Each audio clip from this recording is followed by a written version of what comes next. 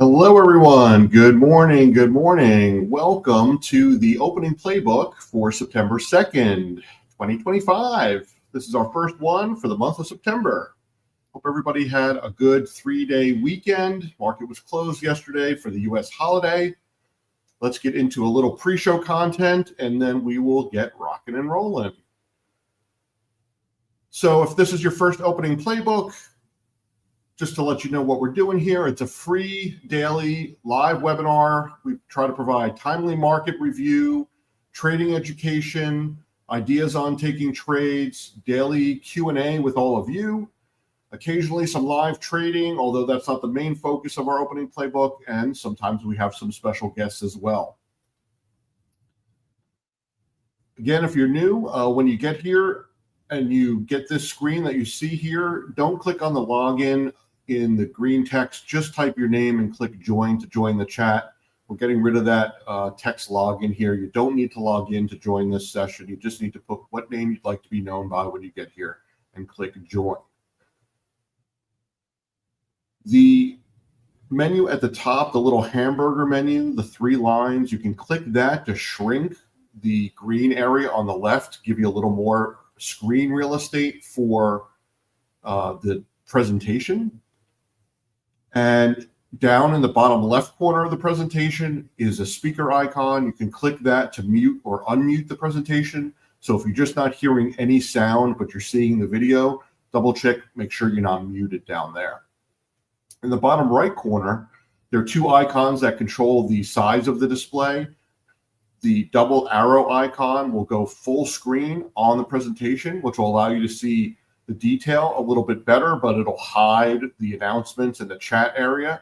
If you're on multiple screens, you can pop out the chat onto another screen in the top right corner of the chat. And in the next to that double arrow icon is the little box in a box that's called picture in a picture. That will appear if your device and your browser allow picture in a picture. And what that will do is shrink the presentation into a small floating box to allow you to do other things in the background, like go to another web page, go to your brokerage account, etc. So if you want to look at something else while keeping the video playing, you can use that picture in a picture icon. Now, as I said, that is device and browser dependent. So we've seen most people have the best luck with it using the Chrome browser. And of course, it works on a PC. It may not work on every mobile device, but you can give it a shot. And then lastly, below the video, there's this low latency slider button there. So if it's yellow, it's on, and if it's white, it's off. And we just recommend that everybody turn it off. It will put a couple of second delay on what we are saying and showing you on the screen, but for those few seconds, you get a better quality audio and video presentation, and a few seconds are not going to make the difference to you, so you're better off seeing the best audio and video that you can. So go ahead, turn that low latency slider off. And then in the chat, if you want to private message one of the hosts, being me, Nathan, or Graham, you can hover over any of our messages in the chat, or if you're on a phone, you can tap one of our messages, and you can click on that double speech bubble icon, and that will allow you to direct message us. It'll be private just to the host that you're private messaging. Nobody else in the chat will see it. So if you want to ask a question in private, or if you want to send us your name or email or phone or any of that kind of personal information, you can do that without everybody else seeing it.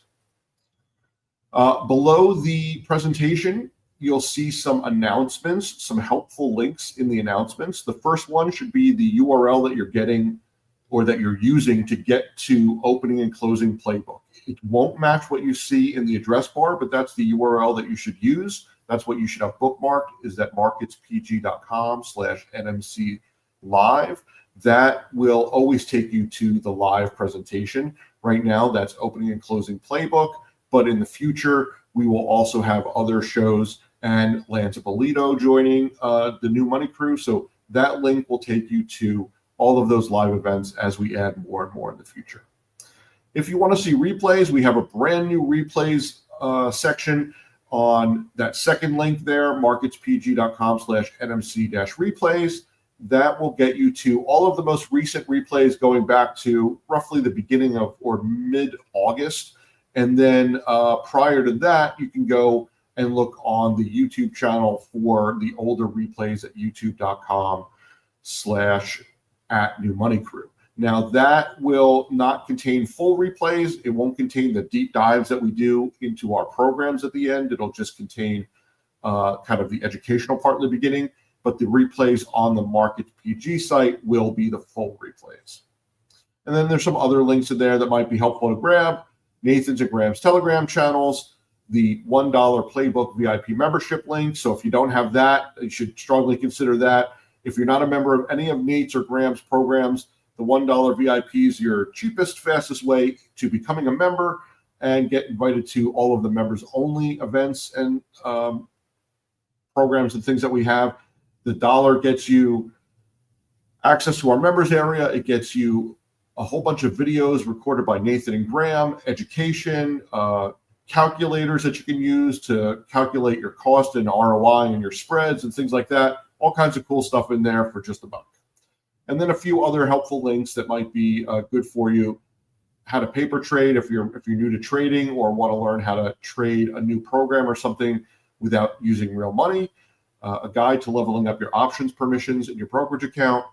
A walkthrough of our members area, and an introduction to our CS Live team, which is our customer service team that does a 3-hour a day, 5-day a week Zoom call to answer questions and do demonstrations and stuff. It's really pretty cool.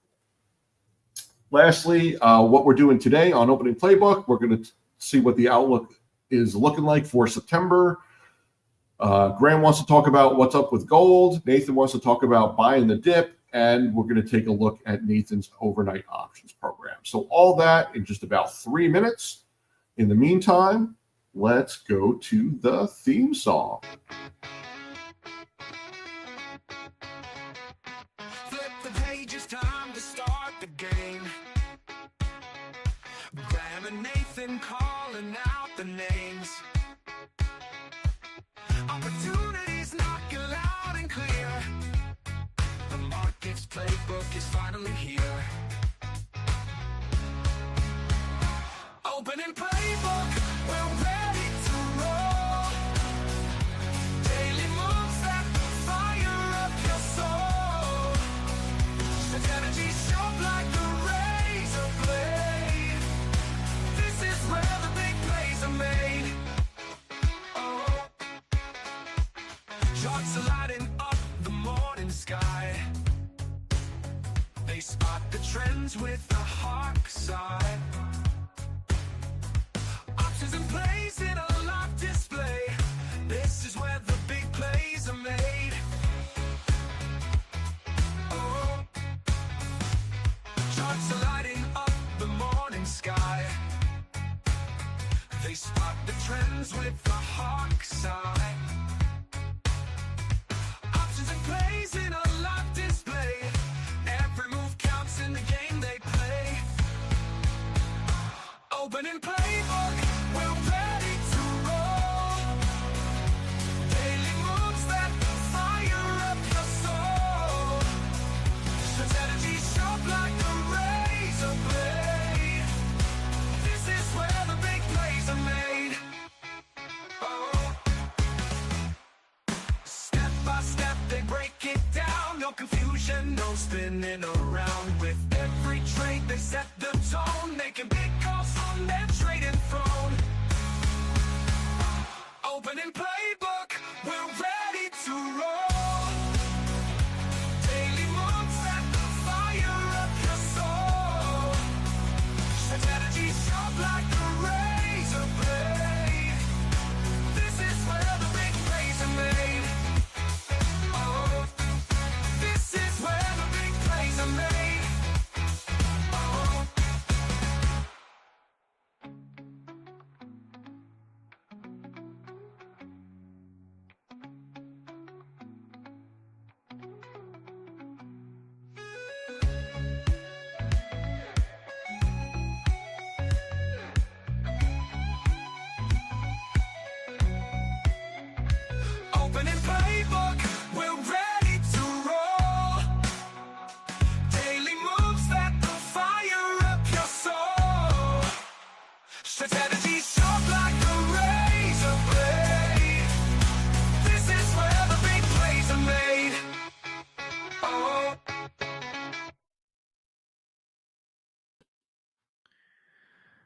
All right. Well, good morning, everyone. Hope you are doing well. Happy Tuesday. Hey, Dave, how are you? Good morning. Good morning. Happy Tuesday. Happy September. Can't believe it's September already. Hope you had a good long weekend. I did. How about you? Yeah, it was wonderful. Got to hang out with the family, hit the pool, play some golf. Can't really ask for much more than that. So No, got it's beautiful pretty good. weather. Pretty good weekend. Yeah, it was pretty great. The markets didn't do as well over the weekend, but yeah, I mean, it kind of points to what Graham and I, especially Graham, has been talking about for a while now, waiting for a bigger pullback or at least the start of something a little more significant. Already getting a little bounce back right now, though. So I don't know if this is going to be, one of those quick buy the dips, or if we're just getting a little kind of, back and forth before the market ultimately does finish, 1% down or more and kind of start a negative week. But the nice thing for me, obviously, read on some positions, read on some portfolio positions, but nice to avoid weekend options, and dodge that bullet. And then same with overnight options. This is why, we typically don't trade Fridays.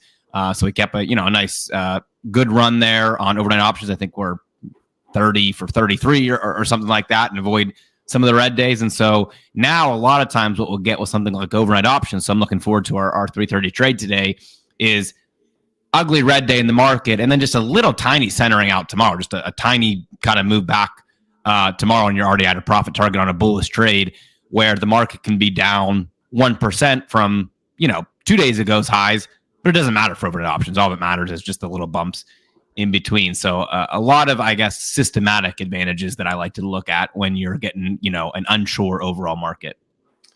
Yeah, it's good to stick to the systems, follow the rules. Nice job on weekend with the no trade. Sometimes no trade is a trade or is a position. So yeah, for sure. Especially, I mean, we talked about that compounding idea. Well, and you and I talked about specifically the market intelligence dashboard idea, right? A lot of those weeks were trading less overall trades. And the idea was, hey, take out a few losers along the way, the net compounding becomes pretty significant. So obviously that's a big part of the puzzle as well. But what are your overall thoughts, Graham? I know you're going to get into your detailed outlook here, and I know you're going to move pretty quick. But just real quick, are you looking for a hard number on pullback? I know you've been saying pullback. Are you looking for a 4%, a 6%, something that gets you to the point where you're going to be optimistic and a buyer again, or is it just kind of see where we go from here? I've been saying around 5%, and I didn't give a hard number, but I mean, even like today we're already seeing a crazy fill of this gap already this morning. If it goes on to fill the gap, pullback may be over. That may have been it. I do think we're going to get a very, very exciting end of the year finish, but we've just seen momentum cooling off. We've seen the markets chugging higher, but it looks like an arc kind of cooling off, diminishing returns, if you will, versus you want to see it, gaining steam. So that's why I'm just looking for this opportunity to be buying. If we do get a pullback, September is historically very rocky. It's the worst month for stocks. Volatility normally screams higher. Gold typically goes higher in September, which we did see gold at all-time highs today. Mm-hmm. So I would look to be buying around the 50-day moving average on the S&P, which right now is 630 on the SPY, so about 1.5% down from here, which would put us, what is that, 20? So about 4% off the peaks. Give or take. So. Yeah. Speaking of volatility, I was really disappointed when we got the open today, and the VIX was I don't actually know what the number was. Something in the 19s. Let me see what it was real quick here. 1929. Right at the open, I tried to put a little put debit for the 1617s there, because it gave me a mid price of like 26 cents, and I thought, that's for 3 weeks out. I thought, I'll take a 300% potential winner fix, just kind of gets back in line with what it's done, and I didn't get filled, and now it is already down to 1770 on the VIX. So that would have been a nice head start for my week, but I missed it by a penny or two trying to get filled there. Yeah. But I think I'm going to, just so you guys know, I think I'm going to play that every single time on the VIX. A lot of times you won't get filled. It's tough to get filled on those. The bid ask is wide. A lot of that's priced in, but it was showing me like a 26-cent mid price. And so maybe if I paid 27, 28, I would have got filled. But pretty much anytime the VIX is near 20, I'm going to look for those. And then if it pops to 30, I'll do more. And if it pops to 40, I'll do more. That's one that I'm not afraid to ladder at all. And just giving it extra time each time. So give it 3 weeks to pop back below 17, then it goes up. Okay, give it, 5 weeks to pop back below 20, goes up higher. Give it 6 weeks to pop below 30, that kind of thing. I think is about as comfortable of a trade as I get when it comes to, quote unquote, buying the dip, but in this case, really just selling volatility. Yeah. In other news, one stock that is up to, I've got a whole list of active trades, about 20 to 30 tickers I like trading. One stock that is magically up to date is Nova Nordis, which we're doing on the gap fill right now. Wow, I've got rolling on that. I've got 3 tickers that are green today. Gold, one's Bitcoin, and then Nova is the only real stock. Oh, and Coinbase just flipped positive. Yeah, how about Bitcoin? I guess it's green because it was already down. It's a little bit deceiving, maybe because of the weekend. But we've talked repeatedly. Is it trying to mirror gold or is it trying to mirror Palantir? Like I still can't quite figure it out.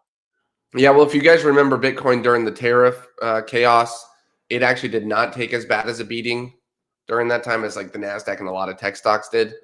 So I'll just be interested to see what happens here. Now, we know historically, and I'll show you today, September is a terrible month for Bitcoin, but I'm wondering if a lot of that's already been priced in after last month was pretty sluggish for Bitcoin. We'll see. But let's go ahead and get rolling today with our Tuesday training. We do have to speed through this one today. Nate and I have another meeting today, so I apologize again. It's that time of the year where we got meetings after meetings. So we will get through this content today and get you guys the slides and get you rolling from there. For the Telegram of the week, I'll just slide through this one quick, but we did that NVIDIA earnings trade last Wednesday, and we just said, hey, that typically does not beat the market maker move. So we did an iron condor on it, which is a little scary sounding, but ended up doing about 60% overnight on that move from NVIDIA, doing practically nothing. So kudos to you guys if you got in on that. If you need the Telegram link, we'll share it with you here in the chat. For the morning market update, again, I put 2 screenshots here, and there's a reason why. The one on the left is what the markets looked like at the open. You can see pretty much red across the board. Let's not look up here right now. S&P down 1%, QQQ down 1.2%, IWM down 1%. And then the screenshot on the right was just before we started here at 10 a.m. So let's look at this. S&P was down 1.1, now 0.76. QQQ down 1.2. 0.87. So it's already eaten up a third of that gap where the buyers are stepping in here at the morning. And it'll be really interesting to see if they can fill this gap. That's a very, very strong sign, I think, for the markets. Whereas I've been expecting a pullback. I've been calling for this multi-day drop. And here we are getting that flush out over the weekend. But the buyers look a little bit greedy right now, which is good if you're long. For news this upcoming week, we've got a full slate of news ahead. We've got Trump speaking today at 2 p.m., which I'm not totally sure what the topic's going to be. I don't know if anyone knows, but that can be a market mover. Later in the week, we have unemployment rate on Friday morning before the opening bell. That will be a market mover, and then a bunch of other reports in between. For next week, there's not a whole lot on the calendar right now. I'm sure they will fill it up as we get going, but we do have some very, very big reports. We have PPI and CPI next week. Those are our big inflation reports. They tell us what the Fed can do next with interest rates. We want to see CPI continue to decline and PPI as well. We'll see what happens. Those will, like 99% chance, those are going to move the markets at 8:30 a.m. Eastern before the markets open. So we'll keep a close eye out there, and we'll cover it in the opening playbook. They can be fun events to trade, and they typically mean increased volatility for our positions, which most people think volatility is bad. I think for investors, it can be scary. For traders, when we're looking to get in and out, it's just good. It just makes our profit potentials even larger because stocks just move quicker. So that'll be fun. Remember, September is historically a very volatile month, and here we are at the beginning of September getting ready to ride.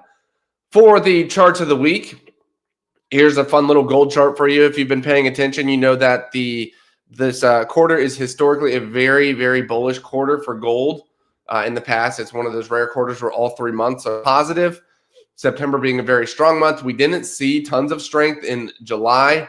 August was a little bit, you can see here at the beginning of August, towards the end of August, actually was pretty strong, even though gold was still in that sideways channel. Well, if you're drawing your triangle here, which you can see gold has broke out. It's actually at all-time highs this morning, hit all-time highs yesterday, and it looks like it's faded a tad bit since then, but let me go ahead and look at the gold futures just to give you a number.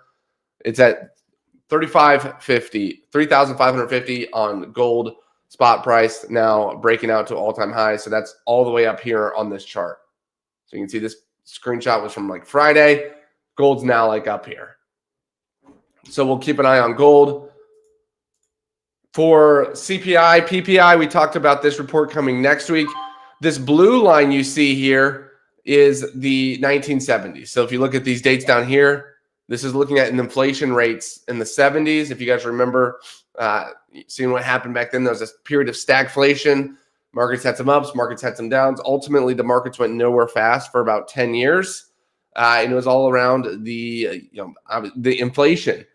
And this green line you see here overlaid, it's kind of close colored, but this green one right here is our current CPI inflation rates.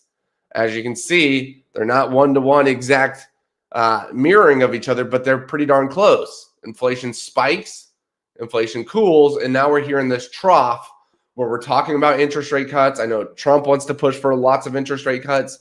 What does that mean? That means good for the economy, stimulates the economy, good for spending. But as we know, a lot of spending, excess spending creates more inflation. So could this pattern be repeating where we see CPI start trending higher as interest rates get cut, making a very similar period of the 70s? All right, enough of that macro stuff. Let's take a look at this. S&P 500 performance following 100-day rallies of 25% plus. So you can see here, how does the S&P performance do typically after that period? Next 3 months. So this would be September, October, November. All 3 months are positive and by a good amount. Average 6% return over the next 3 months just by looking at price action. Now, if we look 1 month ahead, it's more of a mixed bag. So this is kind of our September, if you will.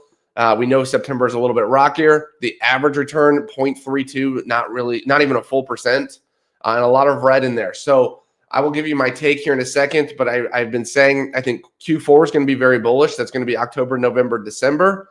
I do think September we're going to see more volatility. We're going to see, my prediction is we'll see a pullback here in September. So I would not be shocked if we see something like a dip, an immediate dip, and then a rally from there going through Q4. But as we can see this was from Thursday or Wednesday last week, 3 months forward, 100% of the times the market were higher. That doesn't mean they went straight up, but it just means the next 3 months should be good times for us, assuming all things hold together. This is the chart I showed you guys last week just to map out what this market looks like compared to the dot-com bubble of the early 2000s. This blue line is the S&P during those years, 1996, 1997, all the way through 2000. That's the S&P. This red line is the S&P right now, 2023, 2024, 2025. Pretty crazy how close that mirrors. But what does this tell us? It tells us there's more upside left if things were to stay the same. Same thing over here. This is the NASDAQ. Blue line is the NASDAQ, 1996, 1997, 1998, and so on. You can see this insane melt up going into year 2000 before the pop officially happened. This red line is the NASDAQ right now. Again, very, very closely mirroring it, which tells us if this is going to be like the dot-com bubble, we may have an insane melt up coming our way before the end is here. This is a cool little chart. It'll be interesting to see how it plays out right now, especially with VIX popping 10% plus overnight. This is the net short VIX positions. We saw in March the VIX go crazy during the tariff trades, or the trade war, excuse me. Right now we have a massive short position on VIX, which can lead to a short squeeze on the VIX market, which really just means more selling in the S&P 500. I did notice this chart was, when I saw it, it was a big fear chart saying, watch out. The last time it was this high was September of 2022. and it said something like, you all remember what happened in September of 2022, like it was supposed to be scary. I remember what happened in September 22. It was right before the bottom of one of the best buying opportunities ever. So again, this doesn't necessarily tell us a crash is coming, but it does give us an insight of where the hedge funds are looking, where the VIX futures market, what it says for not just volatility, but for market action as well. Typically, I would look at this. You can see if you look back to more of June 2022, that's when we saw the next leg down in the bear market of 2022. So again, I'm a little bit biased right now because I've had my prediction set for about 2-3 weeks now, where I do foresee a pullback incoming. I've been telling you guys that every day on the opening playbook. I could be wrong, but I do think this is just more fuel to the fire. All right, looking up here at Bitcoin. Again, these are just some random charts of the week. If this is your first time, I'm flying through right now because we do have a meeting coming up here in about 15 minutes. I got to jump off for, but these are kind of like the highlight charts, just some fun things to take screenshots of, chew on, ponder. Here's Bitcoin seasonality. We're through August now. August was a rough period for Bitcoin. However, September, if you look here, is historically the worst period for Bitcoin. That doesn't mean all years are negative, but it does mean on average, Bitcoin loses about 3.7% in September, with more of those months being negative than positive here. So in line with my pullback expectations, I would not be shocked to see Bitcoin continue to pull back. I would not be shocked to see Bitcoin maybe see some support here, but ultimately fall to the 100s range by the end of the month. I would be shocked to see it go below 100,000, but I would not be shocked to see it between 100 and 105 here for what I believe is going to be a pretty awesome buying opportunity, because as you guys may know, Bitcoin has these 4-year cycles with the halving.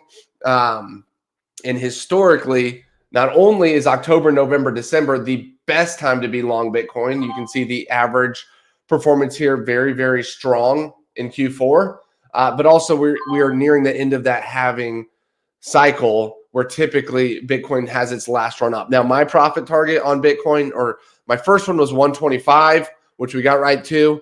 My full profit target's at 150. I've been saying that for 2.5 years now.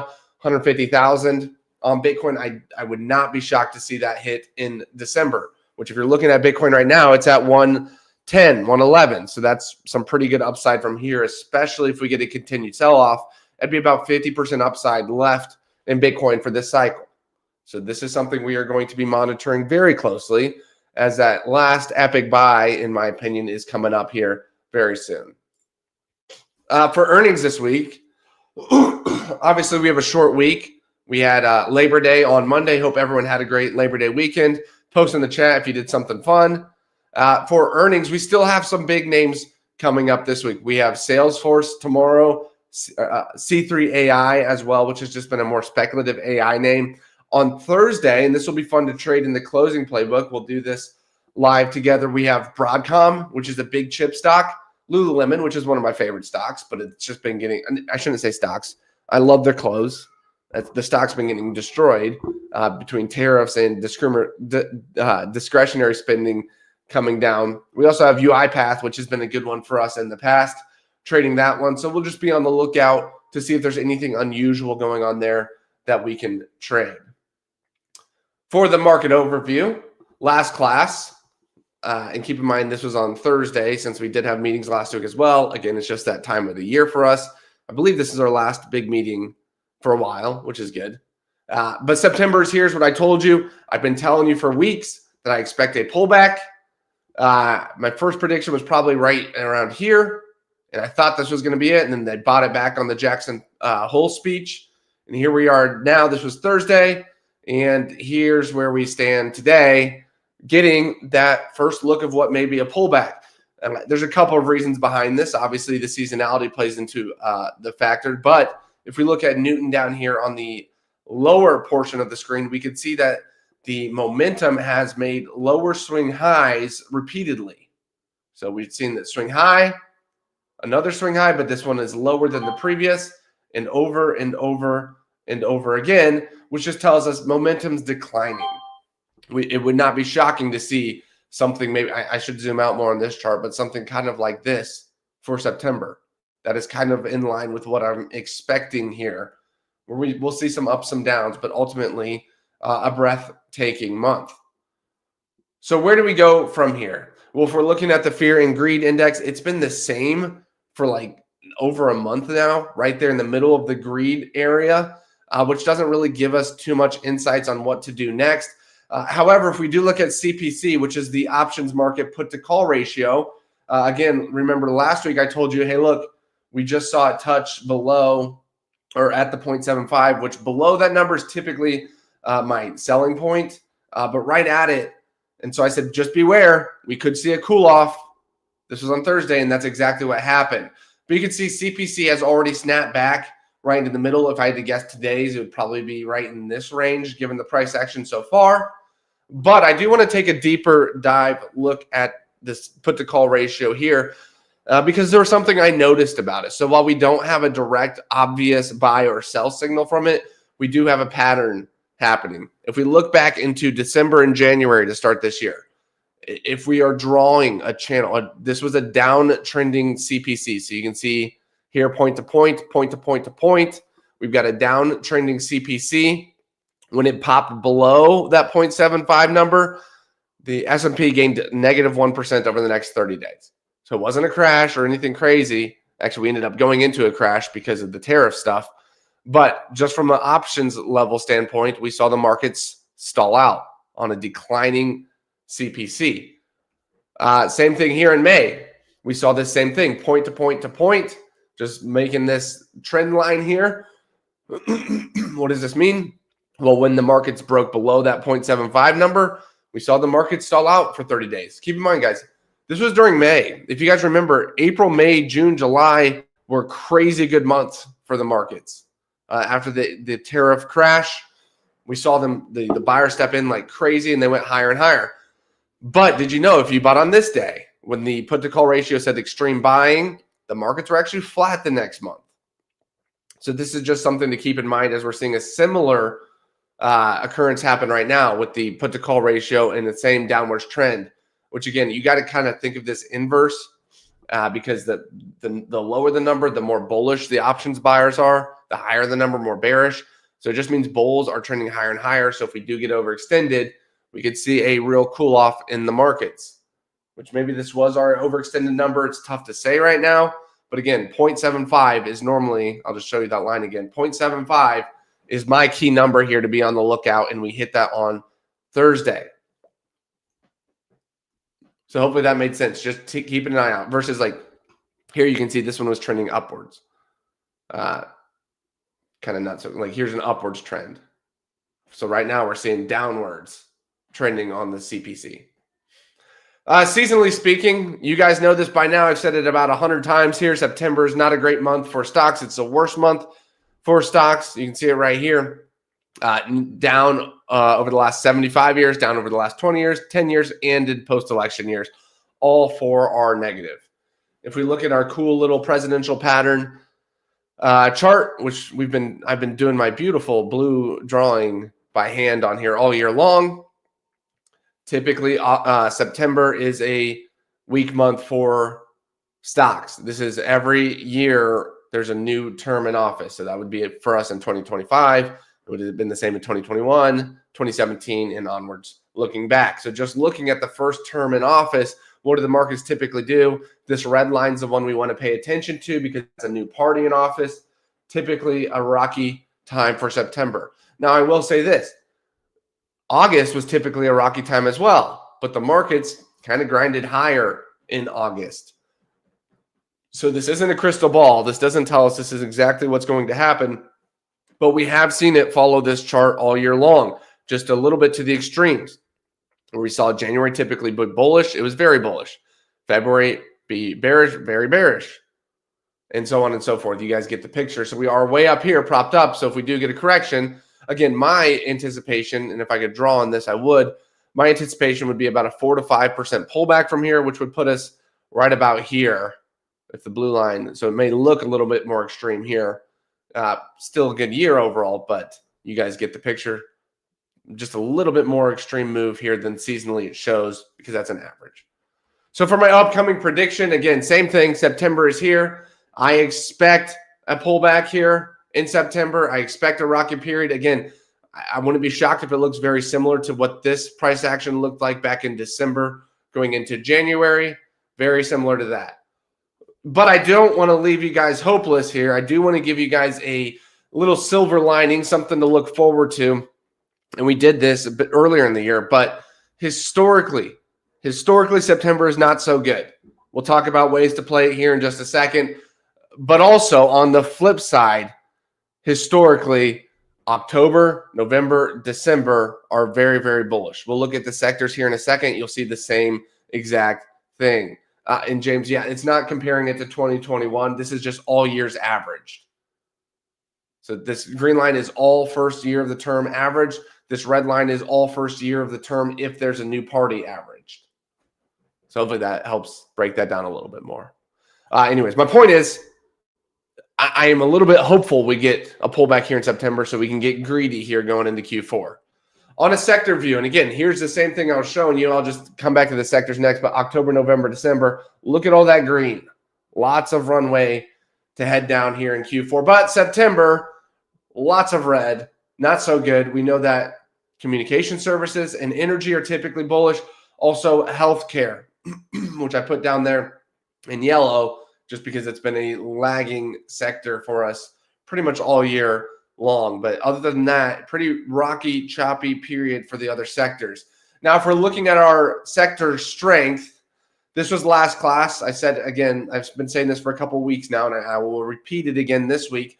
It's not a great time to be going heavy on any trade, in my opinion. Maybe stuff where you're day trading, where you're looking for intraday volatility or overnight options that you can follow the system there, or my 60-minute income when we get that VIX where we like it. Follow the rules there. But for swing trading, when you're holding for multiple days, maybe multiple weeks, in my opinion, you don't want to be going heavy right now. So last class I gave you technology, communications, and industrials as the top 3 sectors. Those are the stocks you want to be trading. And then energy I highlighted in yellow, because we know seasonally it is bullish. It's just been lagging in our sector strength so far. Well, let's look at the shifts week over week. And it's a little bit crazy. One thing to point out here, but who's at the top? Again, technology, communications, industrials. The same ones we loved last week, holding strong at the top. We saw financials spike higher last week. We did see this. This is Bitcoin. And I just throw it in here so you guys get a good idea of where it's at. And maybe I should throw in gold as well. But Bitcoin has really, really cooled off. Look at this. This is last month, down 7% last month for Bitcoin, which we knew August was historically bearish for Bitcoin. So is September. We got a more extreme bearish reading on Bitcoin than usual for the month. So just something to note. I'm sure you're going to see a lot of headlines saying the end is here for Bitcoin and it's going down to zero. I'm going to be ready to buy it here for an extreme melt, what I believe is going to be an extreme melt up coming very, very soon. I think it's the last chance in this cycle to see awesome gains to the upside from Bitcoin. But with that said, for the sectors I like this week, again, I would just really focus on technology, communications, industrials. I did add in discretionary and financials just because they showed so much strength last month. You can see here last month, very, very strong here. And then I also have energy still highlighted in yellow for us because we know seasonally energy gets very strong here going through the end of the year. And it did climb a spot last week. So we're seeing that start to tick up here. So these are the sectors we're going to be looking at and focusing on for our trade for this week. Again, just a reminder here. Let me just show you this again. We're looking at September seasonality where we say it's just not a great time. What should I be invested in? What should I be looking at to trade then if we aren't going to be loving all the stocks out there? Right now, I think gold is a great asset to be trading. I would not be surprised to see gold rally through the end of the year. I've seen some reports call it going to $5,000 and with very, very good backed up data. I think that sounds so crazy lofty from here. But it could happen. We saw it go from 2,000 to 3,500 in what felt like no time as well. So we'll see if that can happen. But either way, gold's breaking out. I would not be shocked to see it at $4,000 by the end of the year. So if you want to trade gold, you can do that very easily with ticker GLD. That's the ETF for gold. It's at 322 a share. And you could be trading it directionally. You could do a wrap order. I think what would be a great idea to be doing a wrap order for December's expiration. If you guys want me to, I can type it in the chat, but I can also give you one for September. So if you're wondering, what do I trade this month? Not a lot of great stocks out there. Right now, we want to see a pullback. We don't want to go heavy. What can I do right now? Let me just type you guys up a trade of how I would trade gold right now for this month, just to give us something on your books that is bullish for the time being. So today is September 2nd. I'm just going to call it a breakout trade. Gold, I'm going to be looking to buy the 26th of September, or using the 26th of September expiration. I'm going to be buying the 322 calls and selling the 323 calls. This is at a net debit of 50 cents. And I'll show you this on a chart next. Just want to get it in the chat. So if you want to wet your whistle here, Jan, same thing for silver. Silver's very good as well. Here's a little something to wet your whistle for this month. And again, let me just pull up a chart here just to show you what's going on. So I posted it there in the chat. It's at 48 cents now, actually, 50 cents. So let me just throw in two of these. Filled right away at 50 cents. So let me show you what this means. This is gold right now. We know it's very, very bullish for July, August, September. We are beginning September. It just broke out of that triangle, pushed to all-time highs. My trade isn't betting that it's going to the moon here. It's just betting by the 26th of September. So let me find that crosshair there. Gold will be above 323. So if you see where my crosshairs are, I'm just betting that I bet you gold will continue to drift higher this month. And if I'm correct, if I'm right, my max ROI here is 100%. So if gold gains the GLD gains $1 from here, that's about 0.3%. I double my money. If it doesn't, I lose it. But this is the bet that I'm taking right now on gold breaking out and pushing higher. So again, that's a good little trade to wet your whistle right now, assuming we do get most stocks pulling back this month or just not high conviction opportunities. Yeah, momentum was good too. And James, you're front running one of my next slides here. So kudos to you. Apex top signal of the week. Right now, Lily is still our top signal of the week. With the markets cooling off today, it's not a shock to see that not many of the Apex tickers are up. Bitcoin is actually one of the only ones that are up today. It's up 3% over the weekend. But right now, Lily is a good pick right now. We've been trading it for a while.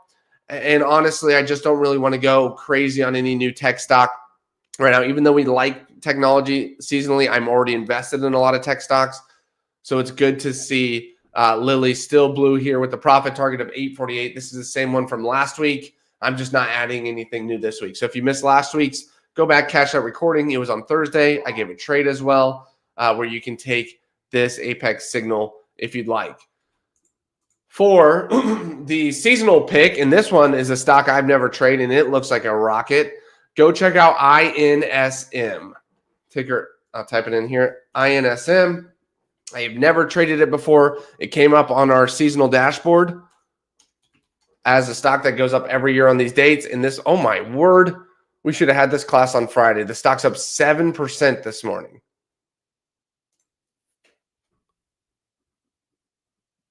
Looks like they're a pharmaceutical company, maybe biotech. I guess you could say you called that one. Yeah, I guess so. That's wild. All right. Well, the stock's up. So if I were to pull up a chart now, the ticker's like all the way up, or the price is up here. INSM is a very, very bullish stock right now, and it seasonally goes up during the next 18 days, even during the rocky month of September, and it averages 6%. It's up 7% now. So I don't really know how that math works out. For picking your strikes right now, it would have been great if we did this on Friday and I gave you that pick. But hey, here's your seasonal pick right now. So while most stocks may be bleeding red for September, we know this one typically goes green. And then for Newton, James front ran me here, but Newton, we did see gold flip green. So if we look for down here in the lower study, we want to see we want to buy when it goes from yellow to green right here, and then we can sell when it flips back red. So up here, and then it goes to green. We buy, and it flips back to red. This one probably about break even. But if you go back in gold, it caught the whole entire crazy melt up that we just had.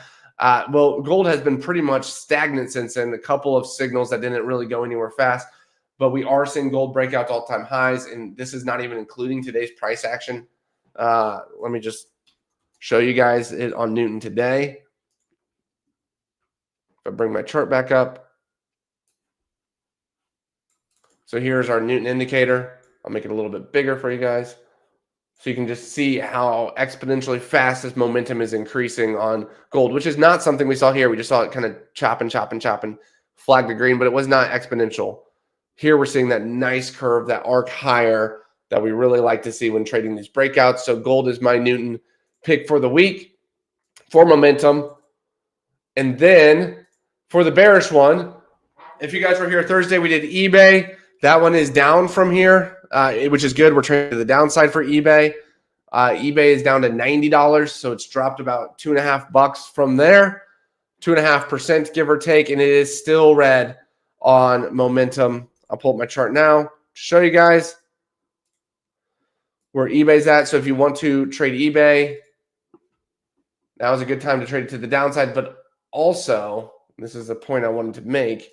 So we see Newton exponentially flipping red, which is good for downside traders. But also, we've been doing a lot of gap fill opportunities. If we get eBay to close below, we'll call it 87, or excuse me, if we get it to close below 88, that would be a gap fill opportunity to the downside all the way to 78. So it's about a $10 drop on an $80 stock, a little over 10% there. So I'm going to ask you guys to keep an eye out on eBay for me and let me know if we do get that gap entry. But right now, momentum is red on eBay. So if you want to trade puts or put debit spread to the downside, that would be a playable opportunity. If you guys want to do gold for December, use those same strikes, but just use the December expiration. When you go 3-4 weeks out or a couple months out, do you usually set targets? No, I don't. It was kind of like what we did with the Dream portfolio. Yeah. Ideally, the more time you give it, the better odds you would have. So if I give it a lot of time, typically by the time 3 months rolls around, it's way above it. But what's crazy, you would think more time would mean it's way more expensive to buy. But because of the way we offset the extrinsic value by doing the spreads, you can see right here, it's the same exact price. Same strikes, giving it 2 more months to move higher, you still get those same odds. It's at 50-cent debit to double your money. So that's 19th of December expiration. I think that's crazy. I mean, I'm just going to go way out and see what happens. All right, so if you go way out, it'll get a little bit pricier. But it's crazy to me that 3 months of time decay is priced the same as 1 month. But that's because of the way we trade the spreads. We offset a lot of that. If you go to March, isn't the price the same. The difference is price the same, right? Yeah. Even if you go to March, if you say, I bet you gold will be higher over the next 6 months, same thing, 50-cent debit entry to double your money. So I do have to run. I'm 8 minutes late to my meeting. Again, all right, go for it. I'll I do have one more thing.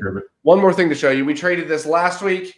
We said buy the dip is back. Typically when the markets sell off, it can set up a good buying opportunity. 2025 has been the best time or the best year since the inception of the SPY to be buying on red day. So today's a red day.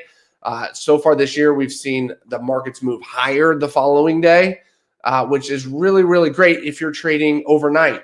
So if you're looking to buy at the end of the day and cash out tomorrow for a pop higher, this is the best application for this data.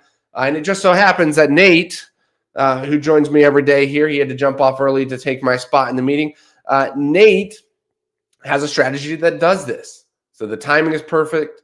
The day right now with how far the markets are down today and showing bullishness right now is perfect. And I think, Dave, correct me if I'm wrong, I think he's 30 for 33 on his most recent trade. So he's on a mega hot streak. That's like a 90-something% win rate. And today's kind of the perfect day for that. So we're going to segue over into that if you guys want to take advantage of this market dip today and the buying opportunity at hand. We're going to hook you up for that. And hopefully you guys can get on that new trade. Yeah, absolutely. Thanks, Graham. Yep. All right, Thank we're you. going to see a replay of the original presentation that Graham and Nathan did on Nate's overnight options program. As Graham just said, today is looking like a really good day to be in it, to take advantage of today's dip with tomorrow's expiration date. So let me bring that up on the screen, and we will go to that right now. You guys know this. This is really